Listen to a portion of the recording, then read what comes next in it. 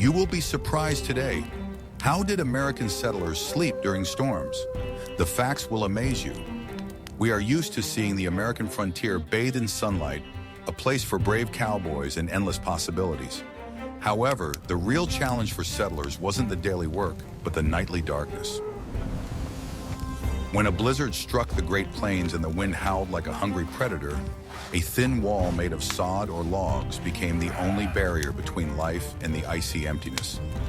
Sleep under such conditions ceased to be rest and turned into a grueling struggle for survival. It was a night filled with the sounds of cracking wood, wind whistling through cracks, and the constant bone-chilling cold. Watch the video till the end, and you will learn the household tricks and psychological techniques that allowed pioneers not just to survive, but to actually sleep in the midst of a roaring storm.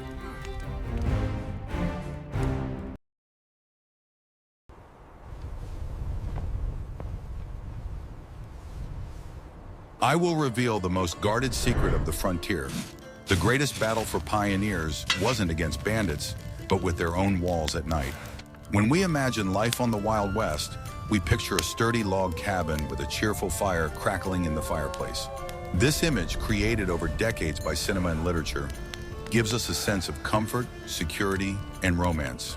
However, for the vast majority of settlers, especially on the Great Plains, such a structure was an unattainable luxury. The reality was far more grounded and made up of materials literally found underfoot. Instead of solid wooden walls, their shelter was the soddy, or a dugout home carved into a hillside. These homes were not so much built as they were extracted from the environment, resembling human burrows more than homes. They were cheap to build and didn't require scarce timber, making them the only viable option. But the price for this affordability was paid every stormy night when nature tested the sturdiness of these shelters. Sod walls and earthen roofs had their own unique and unpleasant characteristics. Soddies were built from large layers of sod, which were cut using a special plow directly from the prairie. These bricks were laid grass side down, forming thick, massive walls that did an excellent job of retaining heat. At first glance, such a home seemed to be the perfect fortress against the famous winter winds. Wall thickness could reach a meter, making them almost impervious to drafts. But this massiveness had a less pleasant side. Problems began as soon as the thaw came, or when rain, which often followed snowstorms, began. The earthen roof, made from the same sod laid on sparse wooden rafters, began to leak. This wasn't just water, it was dirty, cold mud dripping straight onto the sleeping people. Settlers recalled that they often had to sleep under umbrellas or tarps, trying to protect their bedding from the constant dirt. Thus, sleeping in a soddy during a storm was a constant battle not only with the cold, but also with dampness. The air inside the dugout became heavy and moist, smelling of wet earth and rotting grass. Bed linens, no matter how warm, quickly absorbed this moisture, becoming sticky and cold. Waking up in the middle of the night not from the cold, but from dirty water dripping on your face was a regular occurrence. Log cabins built in more wooded areas, such as the Rocky Mountains, had their own sleep issues. Although they appeared sturdier, their weak spot was the gaps between the logs. These gaps were filled with chinking, a mixture of clay, moss, or any other available sealant. During strong winds and freezing temperatures, this sealant would dry, crack, and fall out. As a result, the walls became like a sieve, through which icy winds would rush in. Sleep was impossible without constantly fighting the drafts. Settlers would wake up to find a thin stream of cold air blowing right into their faces. They would have to get up in the middle of the night to stuff the gaps with rags or any material that came to hand. Another reality far removed from the cinema was the temporary shelters of the first settlers. Many families spent their first winter living in the back of their wagon. The wagon would be covered with canvas and placed in a sheltered area, but it offered no protection from the biting cold. Sleeping in such conditions was more like a state of suspended animation, short periods of unconsciousness between shivering episodes. This harsh reality formed a completely different attitude towards sleep. It was not a guaranteed rest, but a privilege that had to be earned through hard preparation. Every night was a test. Had you sealed the walls well enough? Would you have enough fuel? Would your roof hold? This constant stress was an inseparable part of frontier life. Thus, the myth of the cozy cabin shattered at the first serious blizzard. The real homes of settlers were damp, noisy, and drafty structures requiring constant attention. It's fascinating to hear your point of view. What do you think about the stark contrast between the romantic image of the Wild West and these everyday realities? Write about it in the comments, and be sure to subscribe to our channel to not miss our future research.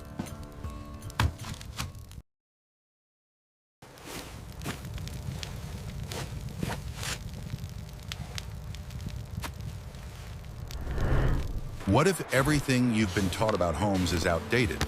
For settlers on the Great Plains, home was the very earth itself, and in a literal sense, they became part of the land, burrowing into it to survive the winter. In the vast expanses where the horizon had no end and the wind was relentless, conventional ideas of shelter lost their meaning. The dugout, or dogout, seemed like a primitive cave, but it was often what saved lives where a log cabin couldn't withstand the fury of the elements.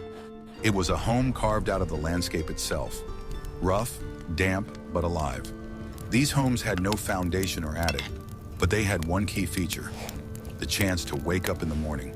A dugout was a chamber dug into a hill or ravine, reinforced at the front with a wooden frame to which a door, and if possible, a tiny window were attached. This frame was the only part of the structure that resembled a real house. Everything else, walls, ceiling, and floor, was made of earth compacted by hand, tools, or even feet. Such homes blended into the landscape as though nature herself had taken in the human settlers.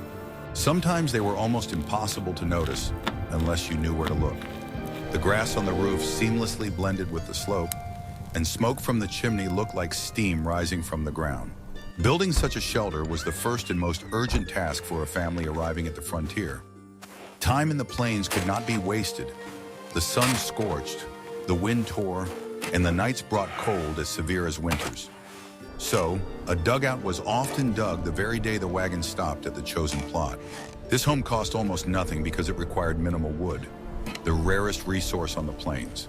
The main tool was a shovel, sometimes a pickaxe, and the primary material was the earth itself, always cold but reliable. In the evening, after the work was done, the family could finally shelter under its weight and feel secure, even if surrounded by dirt.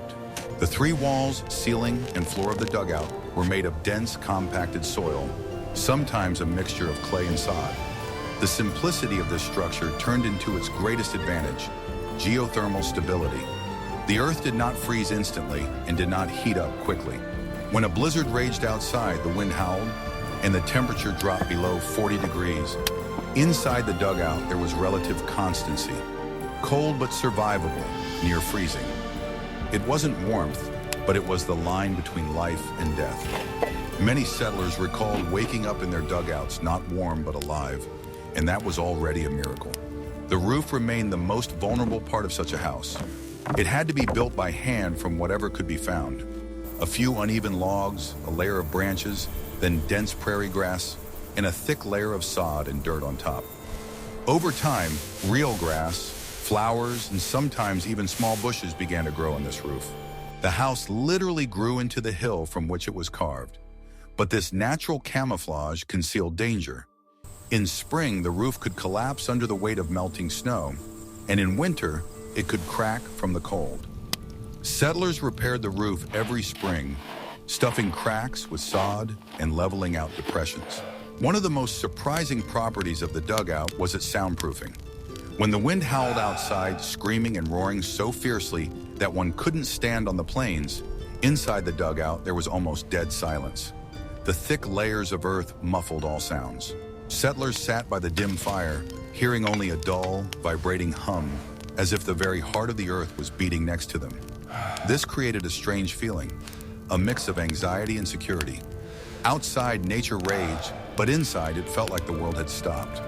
Many compared this feeling to being in the womb of the earth, under her protection, but also under her power. However, underground life had its own terrible price: water.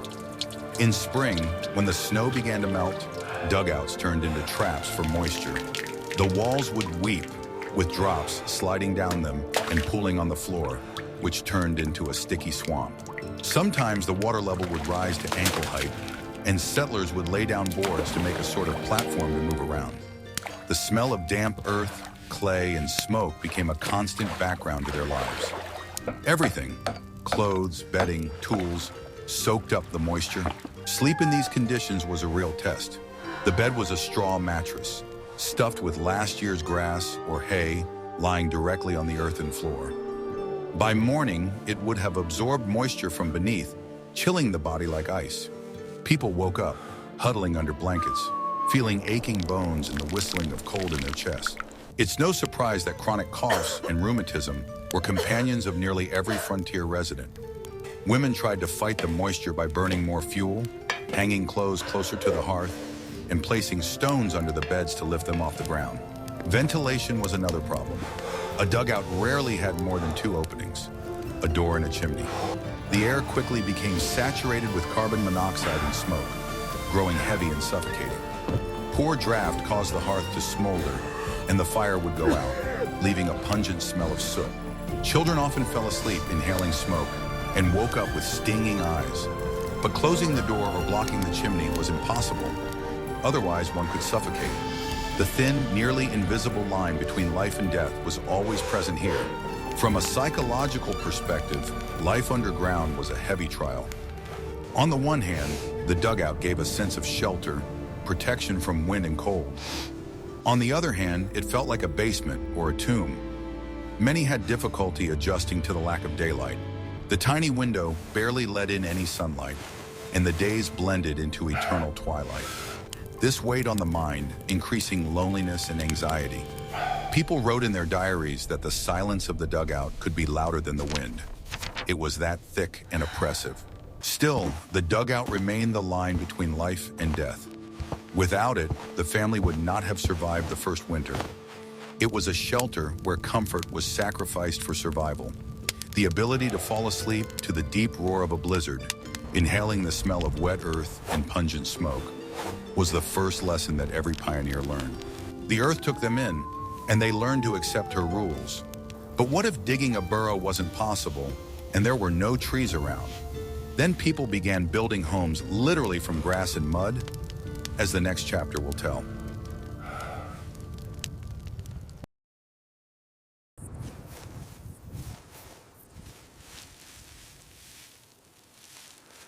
Are you ready for the shocking truth about life on the plains? The walls of the homes where settlers slept were alive, and this is no metaphor. The sod house or soddy was the main architectural solution in the vast, treeless expanses of Nebraska, Kansas, and the Dakotas. It was built from prairie bricks, dense layers of earth held together by grass roots, which were cut and stacked on top of each other. These walls were incredibly thick, often up to 1 meter in width. Such mass made them an ideal insulator. In the summer, the soddy was cool, and in the winter, it retained heat from the hearth. During a storm, the wind couldn't break through such a barrier.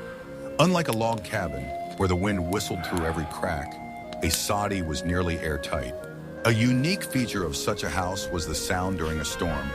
The thick earthen walls acted as perfect soundproofing, absorbing the high-pitched howling of the wind. Outside, a blizzard could rage, but inside, settlers would only hear a low, dull hum, as if they were in a deep cave. This muffled sound created a false sense of security, lulling them into believing the storm was far away. However, the roof was the Achilles heel of this earth castle. It was made from the same sod layers laid over scarce and valuable wooden beams. This roof constantly leaked. Snow would accumulate on it in winter, and during thaws, it would melt and seep inside. Cold, dirty water would drip from the ceiling. Settlers often described how they had to place buckets, basins, and pots throughout the house to collect this water.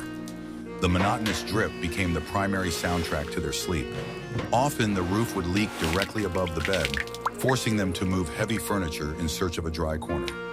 Many women would hang canvas or tarps above the bed, creating a sort of internal tent to prevent dirt from dripping on the sleepers. The sod walls, despite their strength, also brought surprises. Since they were made of unprocessed earth, life continued in them. During rains or the thawing of snow, the walls absorbed moisture and became damp to the touch. Sleeping with your back against such a wall was impossible. It would draw the heat right out of your body, Sometimes in the early years, grass continued to grow from the walls, especially on the inner side, where it was warmer. This added a surreal quality to their nightly life. Sleeping in such a living house required getting used to, and not everyone could tolerate the smell of wet earth, which became especially pungent during a storm. The weight of wet snow on the earth roof was a constant source of nighttime anxiety. Settlers would listen in fear to the cracking of beams, dreading that the roof would collapse under the pressure. Sometimes men had to go outside in the blizzard in the middle of the night to clear the snow off the roof, risking their own safety to protect their family from being buried alive. When the blizzard subsided and the sun peeked out, a new phase of problems began. The frozen mud on the roof would begin to thaw, and the leaks would worsen. The house, which had held up during the cold snap, would literally begin to cry with dirty tears. Sleep after a storm was often worse than during it. Thus, the night in a soddy was a constant vigil. It was not a battle with the wind, but with water and mud inside your own house. If you can relate to such a demonstration of human resilience in the face of domestic hardships, please like this video to support our channel.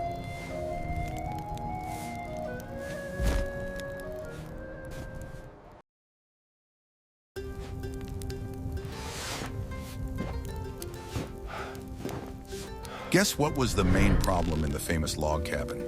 The symbol of the frontier. It wasn't the cold itself, but its treacherous and invisible agent, the draft. Log cabins, common in the forested foothills and Rocky Mountains, seemed like the epitome of reliability compared to dugouts. But this reliability was an illusion that shattered with the first serious storm. The structure of the cabin involved gaps between the logs. Settlers would fill these gaps, or chink them, using any available material. It could be moss, clay mixed with grass, or simply strips of cloth. This sealant, called chinking, was a vital component of the house. The problem was that none of these materials were permanent. During a storm, when the temperature dropped sharply and the wind exerted tremendous pressure on the walls, the sealant would freeze, become brittle, crack, and fall out. A house that seemed airtight in the evening could become a drafty sieve by midnight. Sleeping in such a cabin became a constant game of find the draft. A draft wasn't just an unpleasant cold breeze, it was a thin, needle-like stream of icy air. It could blow from a gap by the bed, beneath a window, or from a corner. This focused cold air could freeze a person much faster than the general chill in the room. Settlers would wake up to find one part of their body warm under the covers, while another part, like their face or shoulder, felt completely numb from the cold. Men would have to get out of bed in the dark and feel their way around to find the source of the draft. They'd plug the gaps with rags, old newspapers, socks, whatever came to hand. The sound of the storm inside the log cabin was completely unique. While a dugout muffled the roar, the log cabin, on the contrary, amplified it, turning into a musical instrument. The wind would whistle and howl through dozens of gaps, creating a terrifying multi-voice cacophony. Each new crack in the wall added its note to this nocturnal choir. In addition, the wood itself reacted to the frost and wind. The logs would groan, crack, and creak under the force of the elements. Sleep was accompanied by loud sounds like footsteps or gunshots. This kept nerves on edge, making settlers listen intently to every creak. Windows, if there were any, posed a separate problem. Glass was incredibly expensive, so often oiled paper or cloth was used instead. Naturally, this window didn't retain heat or block the wind. Snow would pile up on the windowsill from the inside, and the cold air would stream from the window as though it were an open fridge. Settlers tried to combat this by covering the windows and doors with heavy blankets or even hides. This added an extra layer of insulation and reduced the drafts a little. At night, the cabin would become a multi-layered shelter, where every piece of furniture was used as a defense. Sleep required literally burying yourself in bed, leaving only a small hole for breathing. This was the only way to protect your face from the icy drafts. What do you think they buried themselves in? In the next chapter, you will learn about the pioneers' bedding and the tricks used to keep it warm.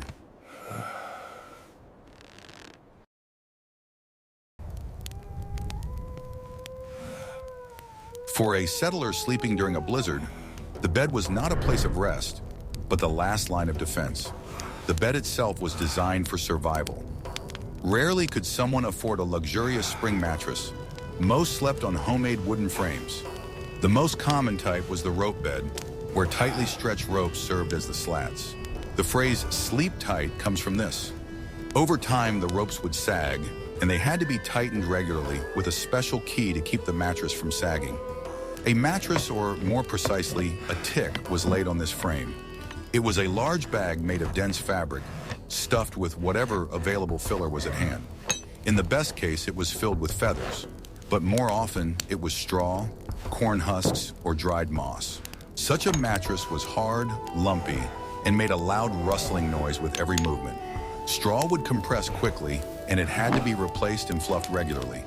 Additionally, this material absorbed moisture from the damp air of the dugout or cabin. Sleeping on a damp, cold straw mattress was extremely unpleasant, but it was better than sleeping on the bare floor. Next came the most important stage: covering. The key to surviving sleep wasn't so much warmth in the room, but keeping the body's heat trapped. For this, the principle of layering was used. The bottom layer could be a hide laid on the mattress to insulate from the cold rising from below. Then came the sheets if they existed, though many went without. The main elements were blankets and quilts. Woolen blankets were valued like gold, as wool retains heat even when wet. They were heavy, prickly, but incredibly effective. On top of them, settlers would lay quilts, patchwork blankets that women sewed from any available scraps of fabric. The quilt was not only a source of warmth, but the only bright spot in their dreary lives, carrying a piece of civilization with it. If the family was lucky, they had a bison or bear hide to serve as the top cover. This was the warmest and heaviest cover, capable of blocking any drafts. People slept, literally weighed down by 10 to 15 kilograms of blankets and hides. Breathing under this mass was difficult, but it kept the precious heat inside. To warm the bed before sleep, special devices were used. The simplest was the bed warmer, a metal vessel with a long handle, resembling a skillet with a lid. Hot coals from the hearth were placed inside, and this warmer was used to press the cold sheets. This was risky, as a spark could ignite the straw mattress. A safer method was the use of bed pigs, ceramic or metal containers filled with boiling water and wrapped in cloth. These were placed at the feet to warm the most vulnerable part of the bed. If these weren't available, settlers would heat regular stones or bricks in the fire, wrap them in rags, and place them in the bed. People slept in their clothes. No one undressed to their nightshirt when a blizzard raged outside. People slept in whatever they wore during the day, only taking off wet shoes and outer clothing. Often a nightcap was worn, or their head was wrapped in a scarf, as a lot of heat escapes through the head, and the face was exposed to the drafts. The whole family often slept in one room, where the heat source was located. Beds were placed as close as possible to the hearth, but not too close to avoid catching fire. This close proximity also helped conserve heat. At night, settlers didn't just sleep. They collectively fought off the cold, using their bodies and all available materials as one heating system.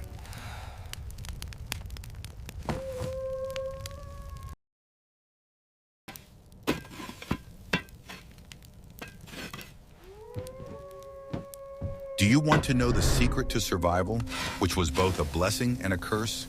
It was fire itself, the only source of warmth in the icy wilderness of the frontier.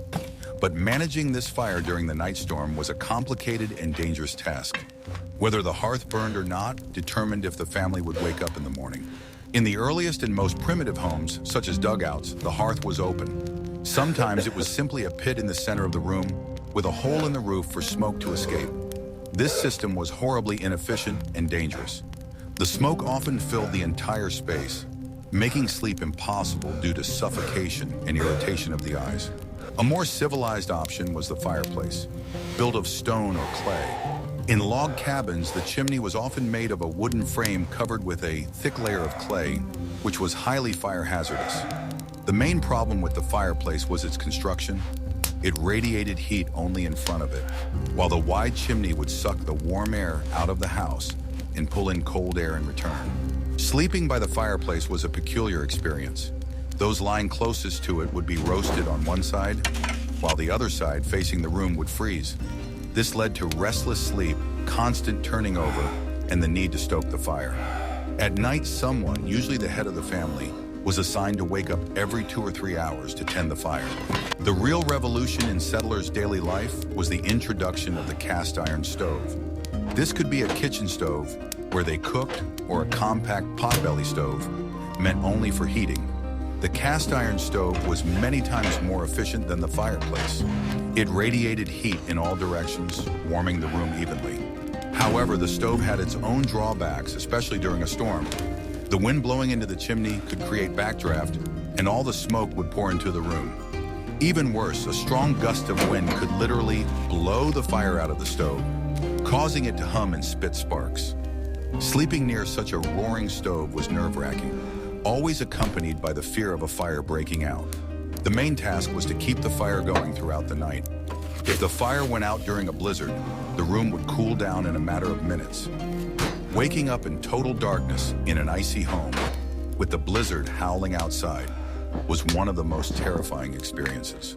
One would have to try to rekindle the fire in the dark with frozen hands. The stove required constant monitoring and adjustment of the damper. A too-high fire could turn the stove and chimney red hot, risking a fire. A too-low fire could go out completely. This turned sleep into an interrupted vigil, where one ear was always listening for the stove's breathing. Firewood or other fuel had to be brought into the house in advance, in large quantities. No one wanted to go outside to gather it during the height of a blizzard. The corners of the room were often piled high with logs, cow dung, or bundles of grass, which added smells and clutter to the home. Thus, the hearth was the center of nighttime life, but it required constant attention. It was a capricious deity, giving life but demanding constant sacrifices of sleep and fuel. What was it like to maintain this fire when there were no trees for miles around? In the next chapter, you will learn what resource was valued on the plains even more than food.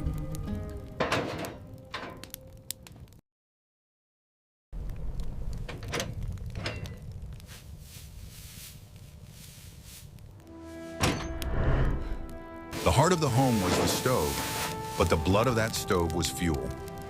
In the forested areas of the Rocky Mountains or the East, this was relatively easy. Settlers gathered firewood.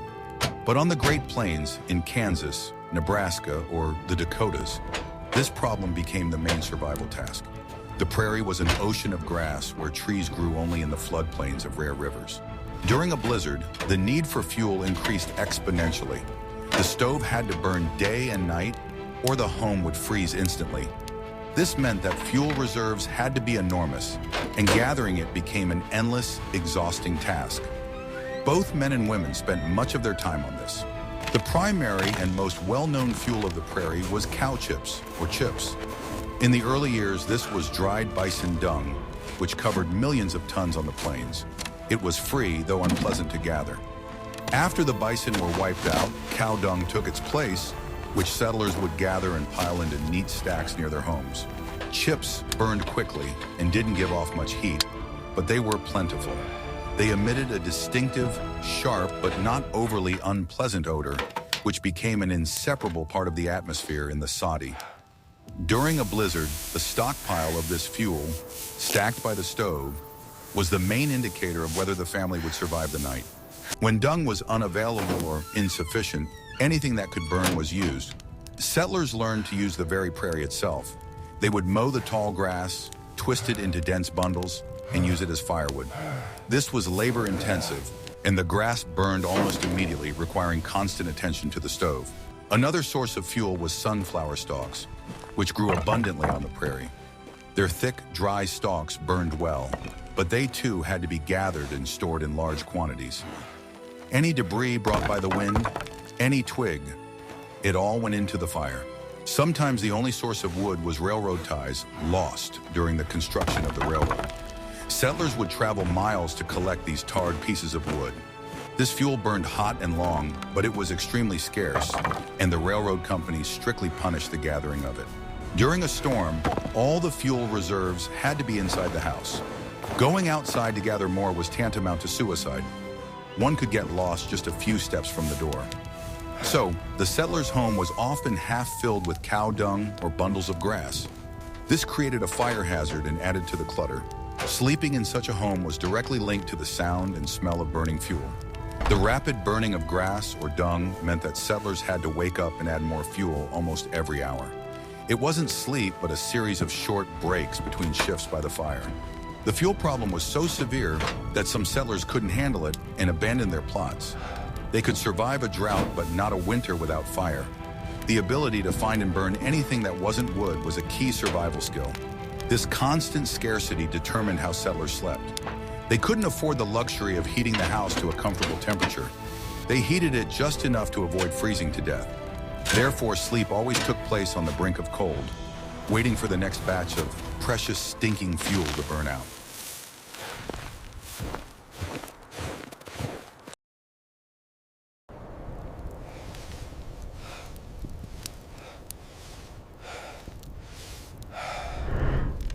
Night on the frontier during a storm was not only a test of cold, but also a colossal psychological assault. The main weapon of the elements was sound. On the endless plains where there were no trees or hills to break the flow of air, the wind would reach incredible speeds. It didn't just blow, it howled, shrieked, and moaned. For a settler lying in the dark of their flimsy home, this sound was all-encompassing. It pressed on the walls, shook the house, and worked on the nerves. It wasn't just noise. It was a constant reminder of the gigantic, uncontrollable force trying to break in. Falling asleep with such an accompaniment was incredibly difficult. In the log cabin, every part of the structure became a musical instrument. The wind breaking through microscopic gaps in the chinking would produce a high-pitched, shrill whistle. The logs themselves, under the pressure of the wind and the cold, would contract, producing loud pops and crackles like gunshots. These sudden sounds made settlers flinch and wake up in a cold sweat. The door and shutters, if they were present, would rattle and bang in their frames. Settlers would barricade them from the inside, propping them up with heavy furniture. But the vibrations still passed through the entire house. It felt as if someone huge was trying to break down the door. This created a suffocating feeling of siege. In a soddy or dugout, the soundscape was different, but no less alarming. The thick earth walls dampened the high-pitched whistle, but allowed the low-frequency hum to pass through, vibrating the entire body. This hum was accompanied by the dry, scratching rustle of the wind. It was fine, flour-like snow, which the wind drove with such force that it seeped through the walls and scratched, as if someone outside was trying to dig a tunnel. The most terrifying sound was the silence that followed a particularly loud crack. It could be the sound of a log splitting in the roof, or the foundation cracking. The settler would freeze, listening, waiting for the ceiling to collapse. This fear of the house breaking apart was a constant companion to sleep. Furthermore, there was the absolute pitch-black darkness. Any light source, other than the glowing coals in the stove, was a luxury.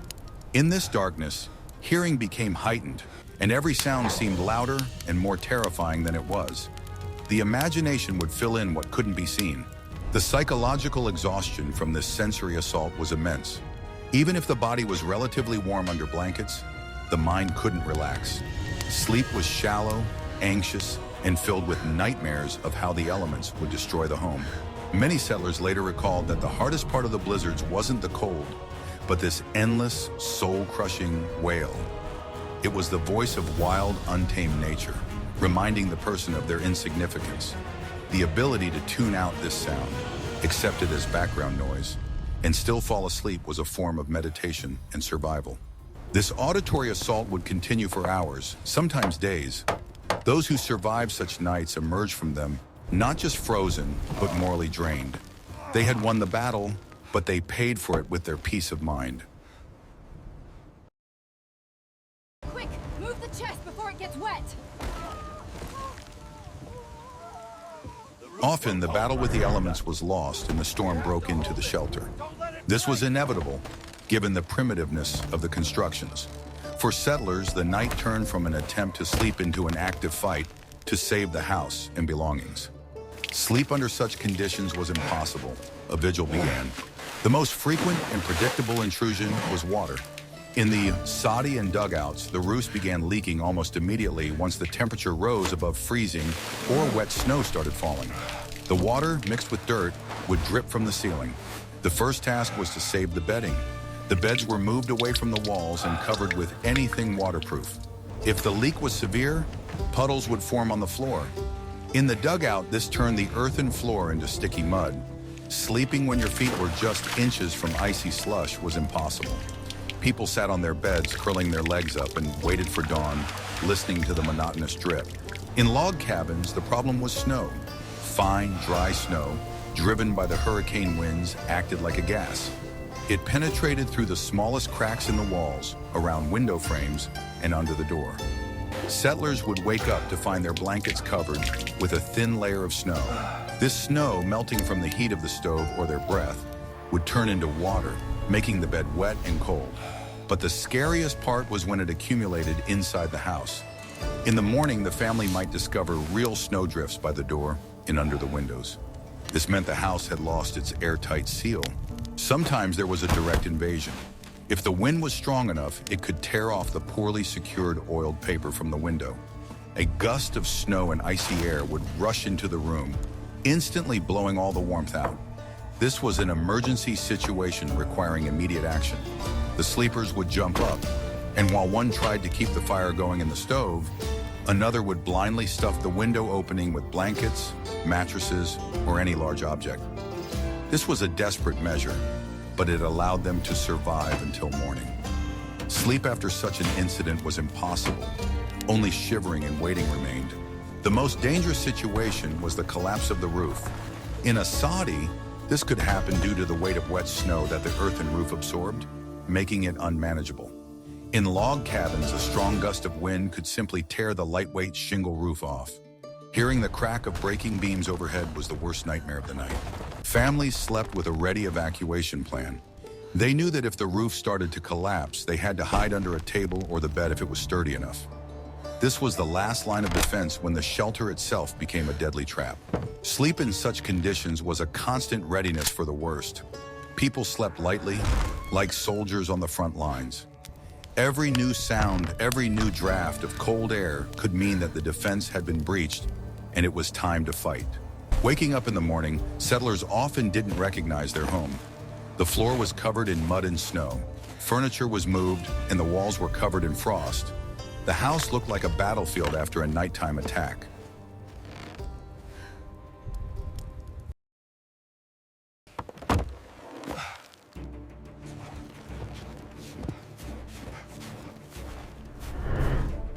The first sign that the storm was over was silence.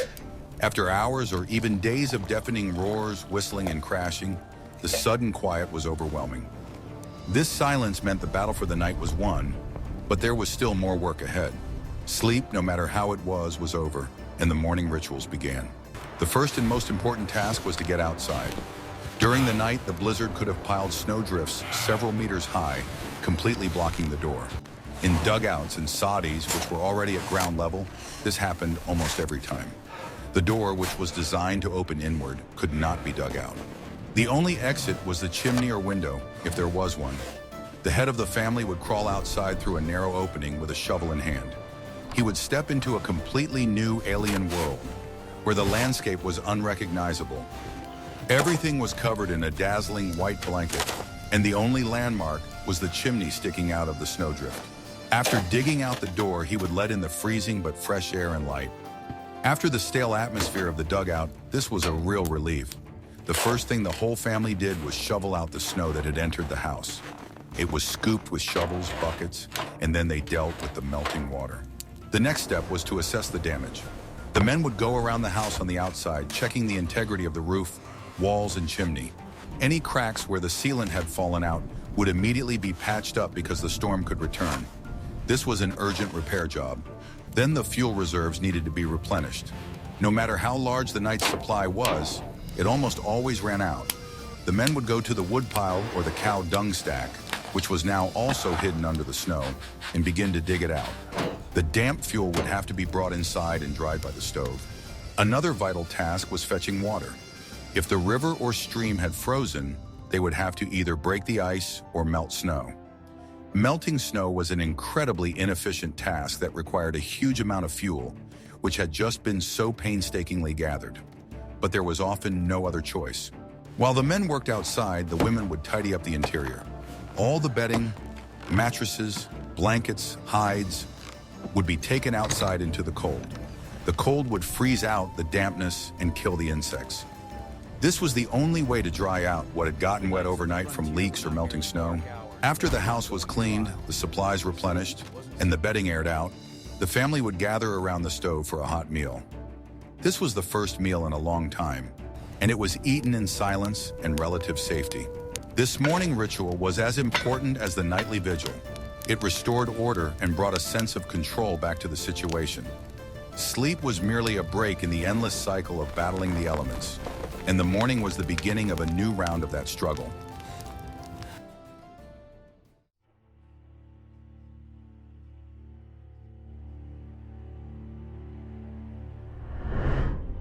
Nights on the frontier were not just a dark part of the day, but a regular, self-contained trial. Sleep was not rest. It was work requiring preparation, vigilance, and immense patience. The settler's home, whether a dugout, soddy, or log cabin, was not a quiet haven, but rather a ship in a stormy sea, requiring constant management. We see that every detail of daily life was focused on one goal: surviving the night.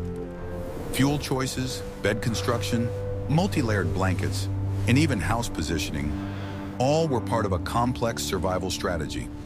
Settlers slept restlessly, listening for every crack and gust of wind, ready to spring up and patch their shelter. It was in these quiet but desperate nightly battles against dirt, cold, and drafts that the frontier character was forged.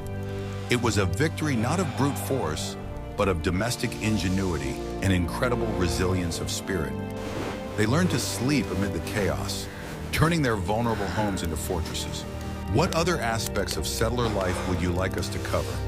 Perhaps you're interested in their food, medicine, or social relationships? Suggest topics for future videos in the comments, and don't forget to subscribe to our channel so you won't miss new episodes.